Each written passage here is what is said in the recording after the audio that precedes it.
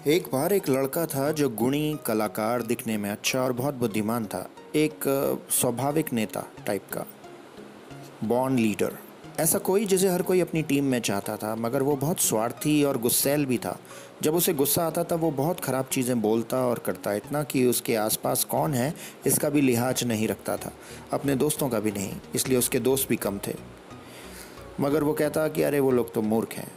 जैसे जैसे वो बड़ा होने लगा उसके माता पिता को उसके व्यवहार से चिंता होने लगी और वो सोच में पड़ गए कि क्या करें। आखिरकार उसके पिता को एक तरकीब सूझी और उन्होंने अपने बेटे से एक सौदा किया। उन्होंने उसे कीलों का एक थैला और एक बड़ा सा हथौड़ा दिया। उन्होंने कहा, मैं चाहता हूँ कि जब भी तुम्हें गुस्सा आए तुम उसे बाहर निकालो। जब गुस्सा आए तो पीछे बाड़ के लकड़ी के फट्टे पर पूरी ताकत से एक कील गाड़ देना। वो मोटी लकड़ी के फट्टे मौसम की मार झेल झेल कर लोहे से सख्त हो चुके थे और हथौड़ा भारी था, इसलिए ये काम इतना आसान नहीं था जितना जान पड़ रहा था। मगर फिर भी एक दिन के अंत तक लड़के ने उसमें 37 कीलें गाड़ दी। ये निश्चित ही एक गुस्सैल लड़का था।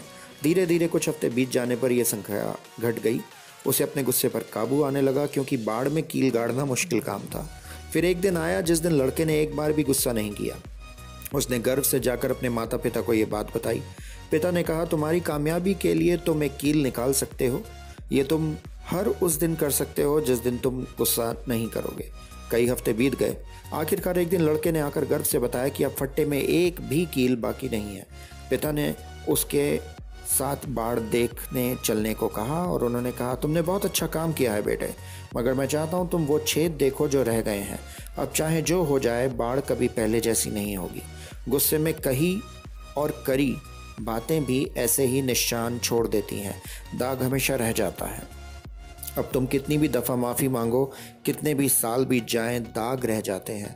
और बातों की चोट भी हाथों की चोट जितनी ही दर्द देती है। लोग इस बाढ़ से ज़्यादा कीमती हैं। वो हमारी मुस्कान, हमारी कामयाबी का कारण बनते हैं। कुछ हमारे दोस्त बनकर हमारी खुशियों और दुख में हमारा साथ होते हैं। इसका अर्थ है कि हमें सबको प्यार और इज्जत से रखना चाहिए। हमें कम से कम दाग देने हैं। कितना ज़रूरी सबक है ना।